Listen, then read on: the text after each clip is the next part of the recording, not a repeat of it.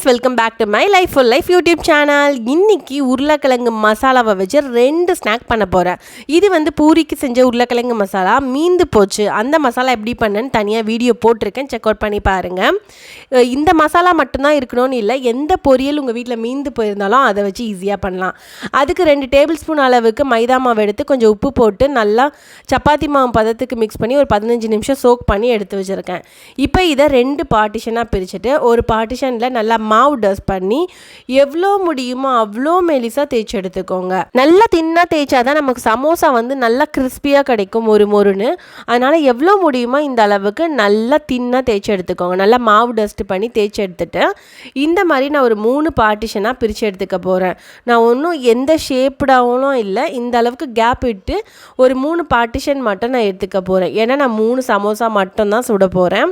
அதுக்காக தான் இந்த மாதிரி தேய்ச்சி எடுத்து இந்த மாதிரி கட் பண்ணி எடுத்ததுக்கப்புறமா ஒரு தோசைக்கல்லை நல்லா சூடு பண்ணிவிட்டு ஜஸ்ட் இதை 5 செகண்ட் 3 இதையும் நான் இதில் போட்டுட்டு 5 செகண்ட் ஒரு பக்கம், இன்னொரு பக்கம் 5 செகண்ட் மட்டும் போட்டு எடுத்துக்கோங்க. அது கலர்லாம் சேஞ்ச் ஆகக்கூடாது. இந்த மாதிரி லைட்டாக பபிள்ஸ் வரும்போது லைட்டாக திருப்பிட்டு அதுக்கப்புறம் தோசைக்கல்லேருந்து நம்ம ரிமூவ் பண்ணிடணும். இதுவே கரெக்டான பதம். ரொம்ப நேரம் விட்டிங்கன்னா அது அப்படியே வந்து சப்பாத்தி மாதிரி வேக ஆரம்பிச்சிடும். இந்த அளவுக்கு குக் ஆனால் போதும். மீதி எல்லாத்தையும் எடுத்துட்டு நான் இப்போ இதை நல்லா ஆற வச்சு எடுத்துக்கலாம். இது வந்து பார்த்திங்கன்னா இந்த மாதிரி மடித்து தான் நம்ம சமோசா பண்ண போகிறோம். சமோசா ஷீட்காக தான் நான் இதை ரெடி பண்ணியிருந்தேன். சமோசா ஷீட் இதை ரெடி பண்ணிவிட்டு நம்ம ஃப்ரிட்ஜில் கூட அப்படியே ஒரு ஏர்டைட் பாக்ஸில் போட்டு ஸ்டோரேஜ் பண்ணி நம்ம எப்போ வேணுமோ யூஸ் பண்ணிக்கலாம். இப்போ நான் மைதா பேஸ்ட் எடுத்துருக்கேன், நம்ம எடுத்து வச்சுருந்த உருளைக்கிழங்கு மசாலா.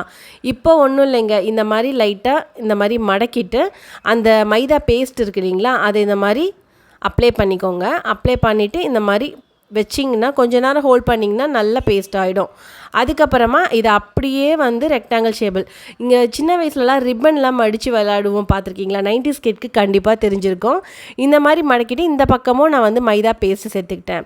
இப்போ நல்லா கொஞ்ச நேரம் ஹோல்ட் பண்ணோன்னே நல்லா ஒட்டிக்கிச்சு. இப்போ உருளைக்கிழங்கு மசாலாவை இதில் ஆட் பண்ணிவிட்டு அதை அப்படியே மேலே மைதா பேஸ்ட்டு தடவி அப்படியே க்ளோஸ் பண்ணிட்டோன்னா சூப்பராக ஒட்டிக்கும். இப்போது சமோசா சூப்பராக ரெடி பண்ணிட்டோம். அதே மாதிரி நான் 3த்தையுமே ரெடி பண்ணிக்கிறேன்.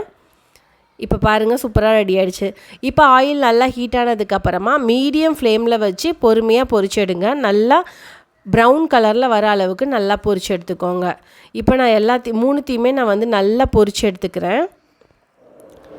இந்த அளவுக்கு பொரிச்சு எடுத்தால் போதும். மேலே நல்லா கிறிஸ்பியாக ஆகிடுச்சு. நல்லா ஆறுனதுக்கப்புறமா சர்வ் பண்ணுங்கள், செம்ம டேஸ்ட்டாக இருக்கும்.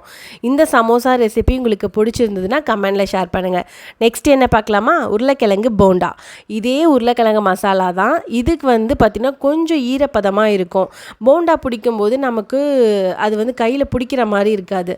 அதனால் பிரெட் க்ரம்ஸ் இருந்தால் நீங்கள் சேர்த்துக்கோங்க. என்கிட்ட பிரெட் க்ரம்ஸ் இல்லாதனால 2 டேபிள் ஸ்பூன் அளவுக்கு அவல் சேர்த்து நல்லா மிக்ஸி ஜாரில் போட்டு பொடி பண்ணி வச்சுக்கிறேன்.